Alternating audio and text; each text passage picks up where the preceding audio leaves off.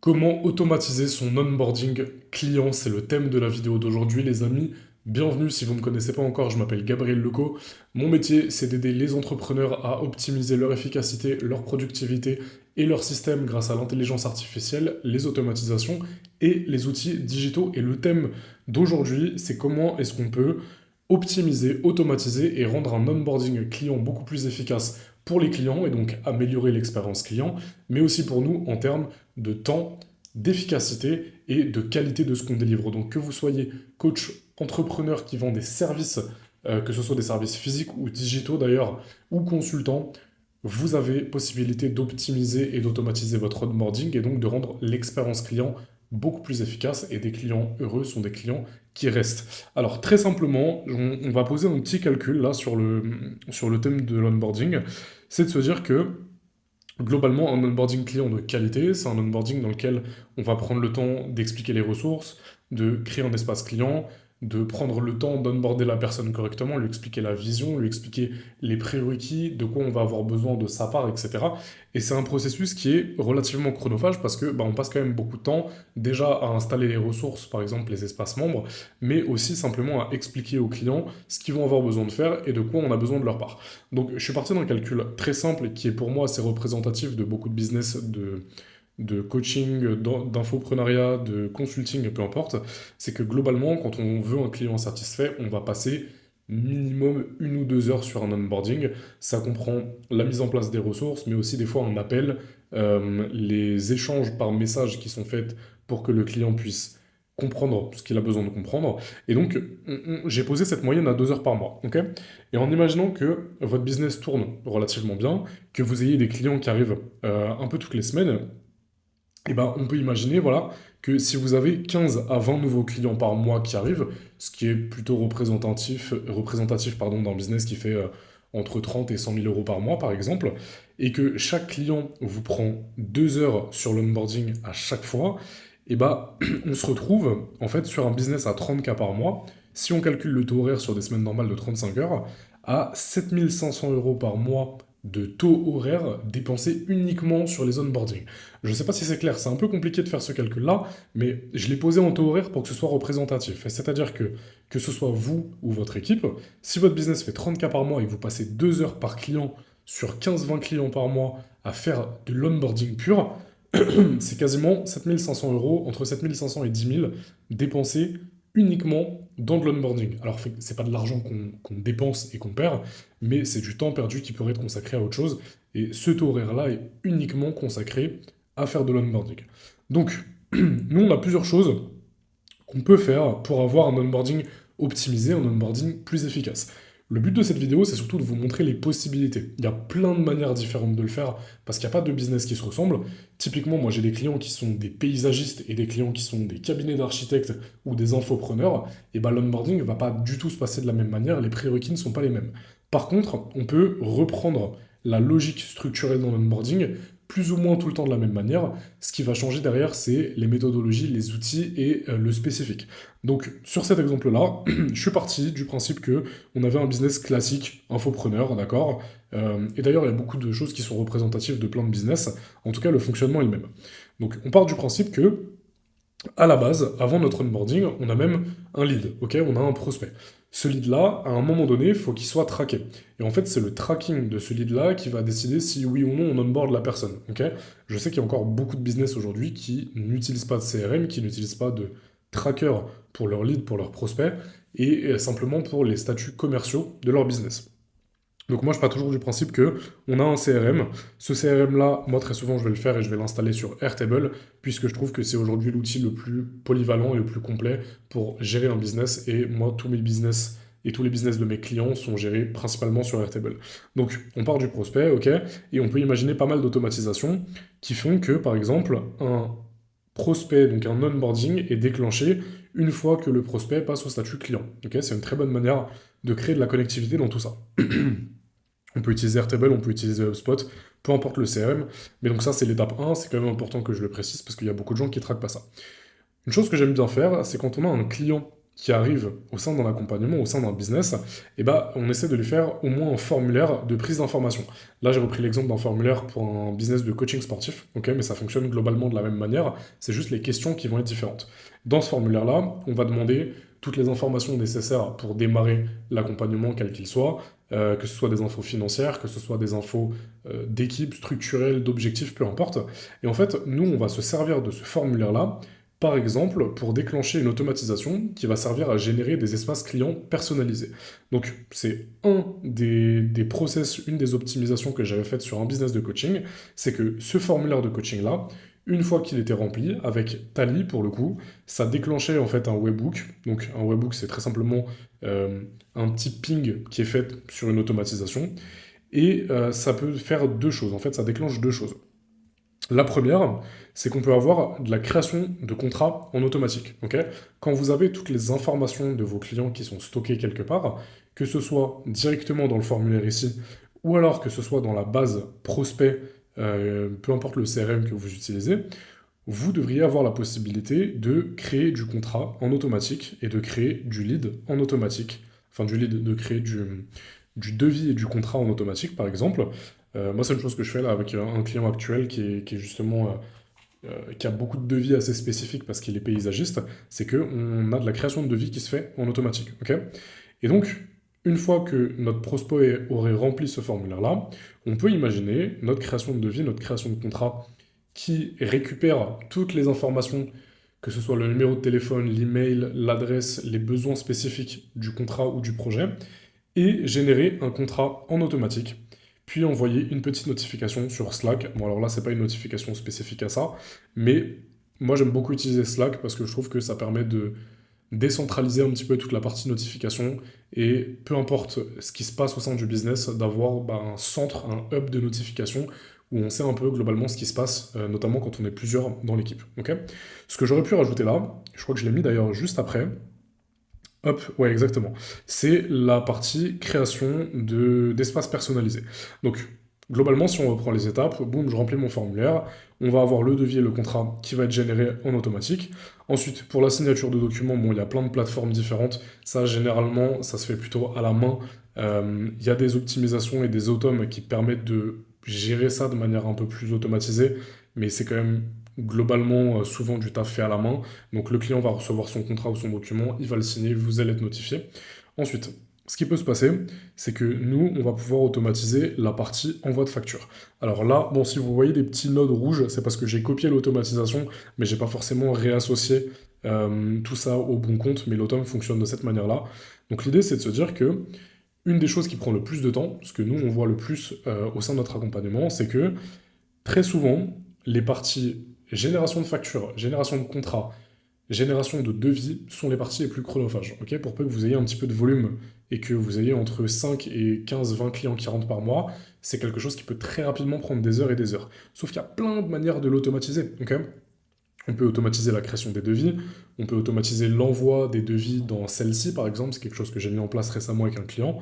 Et donc, notre objectif, c'est de dire que toutes les tâches administratives, eh ben, on va pouvoir très rapidement les automatiser. C'est un petit peu de temps sur le développement de l'automatisation en elle-même, mais par la suite, c'est énormément de temps gagné.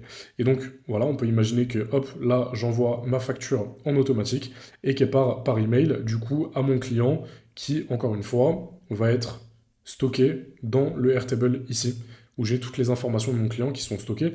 Là, malheureusement, je ne peux pas vous montrer directement une version live du Airtable, mais ça, typiquement, c'est un CRM où j'ai la possibilité en fait de cliquer sur les pages des prospects directement, et au sein de ces pages-là, en fait, on associe, nous, les informations, les emails, les numéros de téléphone, etc. Et donc, toutes nos automes, dans ce scénario automatisé qui fonctionne comme ça, qui a cette logique-là, et ben en fait, à chaque fois, elles vont aller récupérer nos informations ici dans le CRM prospect. Et ça fait que quand un prospect est prospect, ben, il a quand même ses informations. Quand un prospect passe en client, il a un statut client, mais il a quand même ses informations. Et donc, peu importe ce que je fais, je peux constamment aller récupérer ces informations pour peu que j'ai accès à Airtable. Ok, donc, on imagine voilà, qu'on a de l'envoi de facture en automatique. Et ensuite, on peut aussi imaginer un envoi de messages WhatsApp automatisé. Un des trucs principaux quand on fait un onboarding, qu'on soit solo ou en équipe, c'est de pouvoir communiquer simplement avec nos clients.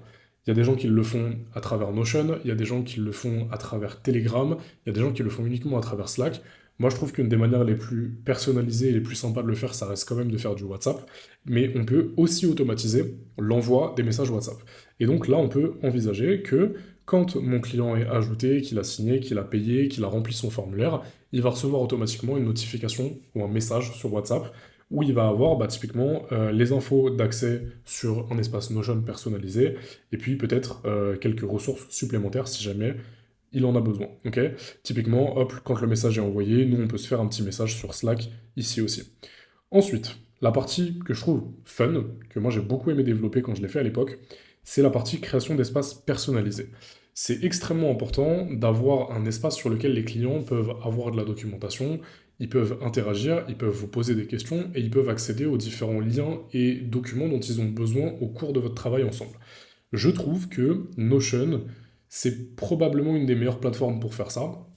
Alors il y a du system.io, on peut même utiliser Airtable en réalité, etc. Mais Notion est assez sympa dans la présentation et dans la capacité à déjà modifier les éléments et surtout avoir une vue qui soit hyper visuelle, hyper simple. Vous avez autant de la donnée que vous pouvez avoir des documents, que vous pouvez avoir des inserts de vidéos si jamais vous avez une vidéo de votre onboarding et la mettre sur la page principale. Et donc je trouve que Notion là-dedans est assez flexible et assez sympa.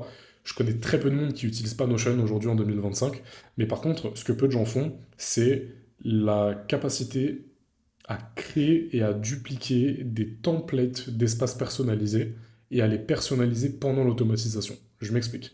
Typiquement, ce que moi j'avais mis en place sur ce business-là, c'est que quand quelqu'un remplissait ce formulaire d'onboarding-là, il reprenait donc les questions de base, nom, prénom, email, plus toutes les informations. Là, on était sur un formulaire de coaching sportif, donc toutes les informations corporelles.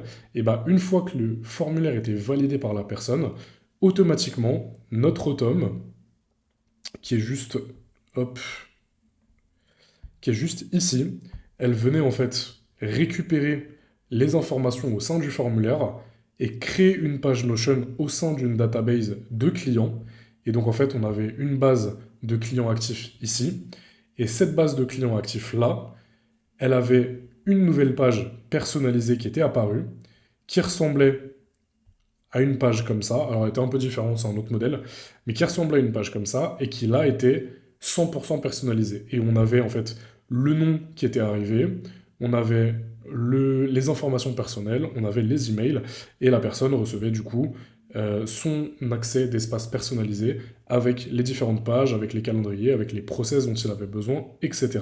Et tout était fait. Voilà, ça c'est un autre exemple d'un coaching qui avait été fait sur le marché américain, page personnalisée aussi. Et ça, c'était encore un autre exemple voilà, de la partie coaching sportif. Donc, typiquement, voilà, Paul Kiba, il avait rempli son formulaire et il recevait sa page de coaching personnalisée. Et tout ça était fait en automatique. Et l'avantage, c'est que on pouvait faire rentrer autant de clients qu'on avait envie. Ils avaient simplement à remplir le formulaire et ils recevaient leur espace perso sur lequel ils pouvaient mettre leurs données, leurs informations. Et nous, on était notifiés à la fin quand quelque chose était créé. Ok. Ça, je trouve que c'est une des parties les plus cool et les plus intéressantes dans de l'onboarding.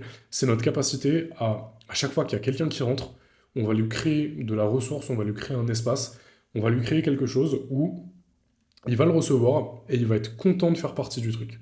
Il va être content d'être dans un environnement qui a été designé pour lui et c'est extrêmement important sur l'expérience client, d'autant plus quand c'est personnalisé et que c'est pas une page générique type documentation de l'accompagnement. Ok. Ça marche aussi, mais je trouve qu'il y a un petit effet un peu waouh, un peu meilleure qualité, personnalisation qui est plus intéressant dans ces objectifs-là. Et typiquement, si vous avez des clients high ticket et que vous bossez avec des gens qui vous payent 5, 10, 15, 20K, et bah, le fait qu'ils aient un espace personnalisé avec leurs informations et leurs ressources sur lesquelles ils peuvent communiquer avec vous, c'est quand même un effet waouh qui a absolument rien à voir par rapport à quelque chose d'hyper généralisé et de fan. Ok. Donc ça, c'est pour tout ce qui peut être mis en place. Déjà, imaginez le temps gagné quand on a un simple formulaire à remplir, la personne qui reçoit tous ses documents et son espace perso personnalisé, qui reçoit des messages sur WhatsApp en automatique, et que vous avez les contrats, les devis, les factures qui peuvent partir en automatique, où les informations sont récupérées dans un Airtable. Là, malheureusement, je ne peux pas vous le montrer en live, parce que c'est simplement une mind map, mais à l'occasion, je referai une vidéo sur laquelle je vous montrerai un peu le détail. Et ensuite, on part sur quelque chose d'un petit peu plus poussé, où là je me suis un petit peu amusé sur les process, et ça c'est des choses que nous on est en train de mettre en place avec des associés. C'est comment est-ce que, une fois qu'on a toute cette partie onboarding automatisée, toute cette routine qui est mise en place, toutes les valeurs, enfin toutes les ressources pardon, qui sont délivrées au bon moment, etc., comment est-ce qu'on peut vraiment aller customiser l'interaction client pour faire en sorte que les clients soient jamais sans réponse, mais qu'en même temps ça ne vous prenne pas l'intégralité de votre temps de gérer 10 clients par mois parce qu'ils vous posent constamment des questions. Pour moi, il y a plusieurs choses qu'on peut faire, et ça passe par les agents. Ok. Alors, là, je vous ai mis des exemples d'agents qui ont été développés. Bon, alors celui-ci, c'est un agent de setting, mais en fait, il est réutilisable dans des interactions clients. Et en fait, l'objectif, c'est que cet agent-là, qui est codé donc avec N8N, qui est une plateforme d'automatisation avec des agents, un agent, c'est un groupe d'automatisation qui sont utilisés de manière contextuelle et spécifique avec un cerveau. Et vous allez utiliser par exemple ChatGPT qui va comprendre les instructions que vous lui donnez et qui va employer là typiquement des outils ou des workflows différents en fonction du contexte. Ok. Et typiquement, ça c'était un agent de setting qui avait été mis en place. Et ce qui s'était passé, c'est que cet agent-là, il était entraîné sur de la documentation et il était entraîné sur les conversations spécifiques avec les gens. Donc en fait, il posait jamais des questions hors contexte. Il posait toujours des questions en rapport avec la discussion précédente et toujours en respectant un workflow, un framework qui avait été posé initialement dans un document. Et en fait, ce qui est assez cool, c'est que c'est applicable à un agent client et SAV. Et ça, c'est quelque chose que je suis en train de mettre en place, et c'est avoir un agent qui a la possibilité de récupérer une conversation passée avec quelqu'un, par exemple sur WhatsApp, qui connaît les documents et qui connaît donc les valeurs de la boîte, les objectifs, les ressources spécifiques que vous avez à disposition pour vos clients. Tout ça peut être stocké par exemple sur un document Word ou peu importe sur un Notion ou sur une database spécifique comme Supabase ou peu importe. Mais en fait, votre agent, il est entraîné sur vos ressources, sur votre documentation, et donc il a la possibilité de répondre de manière hyper spécifique. Et en fait, il y a plein de déclinaisons de ce qu'on peut faire avec un agent. C'est que vous avez à la fois des agents qui peuvent être des agents SAV, où quand les gens vous posent une question, soit sur Telegram, soit sur WhatsApp, peu importe, et ben vos agents, ils ont la possibilité de leur répondre de manière contextuelle, mais vous pouvez aussi faire des agents de relance, par exemple, qui vont relancer vos clients quand un check-in, par exemple, n'a pas été fait à J+8 alors qu'il est censé être fait toutes les semaines. Typiquement, ça, c'est une automatisation qui peut être hyper intéressante pour les business qui nécessitent d'avoir des calls toutes les semaines, que ce soit du coaching, du consulting, si vous faites du coaching privé en one-one avec des gens, et que vous avez la possibilité d'envoyer des messages personnalisés quand la personne elle a raté son check-in de un jour de plus que ce qu'elle était censée faire, et bah là vous avez quand même un gros intérêt à implémenter de l'agent. Donc on est un tout petit peu hors du cadre onboarding, mais pour moi ça reste dans la partie expérience client. Ok. Donc c'est une des possibilités qu'on peut mettre en place. Il y en a plein après avec les agents. Je fais une petite parenthèse, mais si ça vous intéresse de développer des systèmes comme ça, que vous voulez optimiser vos onboarding, votre expérience client et simplement piloter votre business de manière beaucoup plus efficace, je vous invite à prendre un call de consulting offert sur le lien directement dans la bio. C'est moi qui prends les calls. Le but est simplement d'analyser ensemble votre business, ce qui pourrait être optimisé, quel process on pourrait mettre ensemble et surtout comment est-ce qu'on pourrait installer un écosystème qui fonctionne de manière autonome, efficace et beaucoup plus rapide pour vous au sein de votre business pour mieux piloter, être plus productif et simplement passer plus de temps sur ce qui compte dans votre business et pas sur de l'administratif et du pilotage. Ok. Donc le lien est directement dans la bio. On reprend, hop, là où on en était. Une des dernières idées que j'ai eues sur un onboarding personnalisé, qui pourrait être assez sympa. Là, pareil, on est encore dans un cadre un petit peu différent et un peu plus poussé. C'est qu'aujourd'hui, vous avez la possibilité de développer du front-end ultra personnalisé. Quand je dis front-end ultra personnalisé, c'est que typiquement, moi, un truc que je commence à faire pour des clients, c'est développer des dashboards hyper spécifiques à leurs besoins, qui ne sont pas limités par les interfaces visuelles des outils qu'on a à disposition aujourd'hui. Par exemple, Airtable, aujourd'hui, qui est l'outil que moi j'installe chez tous mes clients, il est extrêmement poussé. On peut faire beaucoup de choses avec les interfaces. Enfin, je vous montrerai encore une fois dans une autre vidéo, il y a énormément de choses à mettre en place. Je suis en train de préparer une vidéo d'ailleurs sur 5 dashboards Airtable à utiliser, que vous allez pouvoir reprendre, qui est super efficace. Mais il y a des gens, des fois, qui ont besoin d'une approche un petit peu différente ou qui veulent intégrer des fonctions différentes. Intégrer du visuel, intégrer du graphique dynamique, intégrer du motion design, peu importe, dans les dashboards qu'ils utilisent au quotidien. Et à ce moment-là, ce qu'on peut faire, c'est utiliser un outil comme Lovable, par exemple, qui est un outil de développement front-end web, et l'associer à Airtable, ou l'associer à la base de données que vous utilisez au quotidien, pour vous créer du dashboard personnalisé. Et là, typiquement, c'est un exemple de quelque chose que j'avais pu produire avec Lovable, donc qui est un dashboard basé sur les besoins d'une agence de production de shorts, ok, sur lequel on peut voir, voilà, là les clients actifs, les contrats en attente, les factures payées, les groupes WhatsApp créés, le pipeline d'onboarding et comment il fonctionne exactement, avec formulaire, contrat, facturation, WhatsApp, Notion, etc., avec les taux de complétion. Là, on peut voir tous les clients hop, qui sont ici en onboarding directement avec les étapes et à quel point ça a évolué. Puis là, on a une petite option action rapide. Hop, voilà, donc le petit détail de l'onboarding client avec le montant, les progrès, la date de l'onboarding, les étapes, est-ce qu'il est à contrat, WhatsApp, facturé, Notion, formulaire, peu importe. Et là, du coup, les petites étapes en mode déclencher une automatisation, envoyer une facture, générer un contrat. Tout ça, c'est les choses qu'on peut optimiser et qu'on peut automatiser, mais je trouve que c'est bien d'avoir la main sur certaines choses et de déclencher des automatisations de manière manuelle. Donc voilà un petit peu les idées qui sont ressorties de cette réflexion-là sur comment optimiser et automatiser un onboarding. Je trouve qu'il y a beaucoup de possibilités, beaucoup de choses qu'on peut faire. Je pense que ces étapes-là sont les étapes clés. Donc si je reviens rapidement dessus, gérer ses leads, voilà, de manière centralisée avec un CRM, ça c'est hyper important, il y a encore trop de gens qui ne le font pas. Faire un petit formulaire d'onboarding, créer les contrats et les devis en automatique, si possible automatiser la signature du contrat, envoyer les factures en automatique par mail aux clients en récupérant les informations des clients directement dans les bases de données Airtable. Créer des espaces, alors créer un groupe WhatsApp, du coup sur lequel les gens reçoivent les informations quand ils en ont besoin. Créer des espaces Notion complètement personnalisés, basés sur les informations du formulaire. Hyper puissant. C'est peut-être la partie la plus importante pour moi. Hop. Et ensuite, dans les options, donc oui, s'envoyer des notifications Slack dès que quelque chose se passe au sein du business. Et ensuite, dans les options un peu supplémentaires, utiliser des agents d'intelligence artificielle qui vont gérer le SAV, potentiellement les relances clients et les relances commerciales, mais ce n'était pas le thème de la vidéo d'aujourd'hui, qui vont pouvoir répondre aux questions des clients, qui vont même pouvoir générer de la ressource. Nous, on est en train de mettre en place des agents qui génèrent des ressources sur Gamma en automatisé après un call avec un client.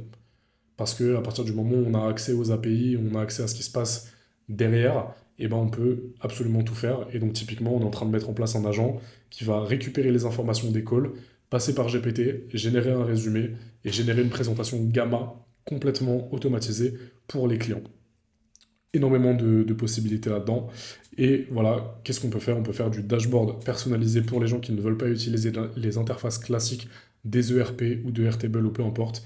Et ça prend un petit peu de temps à développer, mais au moins vous avez quelque chose de 100% personnalisé pour gérer vos onboarding. Voilà un petit peu, hop, voilà. Quand tout ça est fait, les clients sont contents et donc vous gagnez plus d'argent. Pourquoi? Parce que, encore une fois, si vous avez entre 15 et 20 clients par mois, peut-être même moins d'ailleurs, hein, mais en tout cas, il y a quand même un impact financier, et que chaque onboarding vous prend 2 heures, et encore 2 heures, je suis gentil, parce que des fois, ça prend 4 ou 5 heures, et bah, vous avez des milliers d'euros qui partent, entre guillemets, à la poubelle, parce que c'est du temps que vous passez sur des tâches répétitives et administratives que vous pourriez automatiser. Encore une fois, si jamais vous voulez échanger ensemble des possibilités d'implémentation dans votre business de l'intelligence artificielle, des automatisations et des systèmes de pilotage optimisés, vous pouvez prendre un call sur le lien directement dans la description. C'est 30 minutes, c'est complètement offert, le call est avec moi et à la fin, vous repartirez avec des idées concrètes de ce que vous pouvez implémenter dans votre business. Je vous laisse et on se dit à la prochaine vidéo.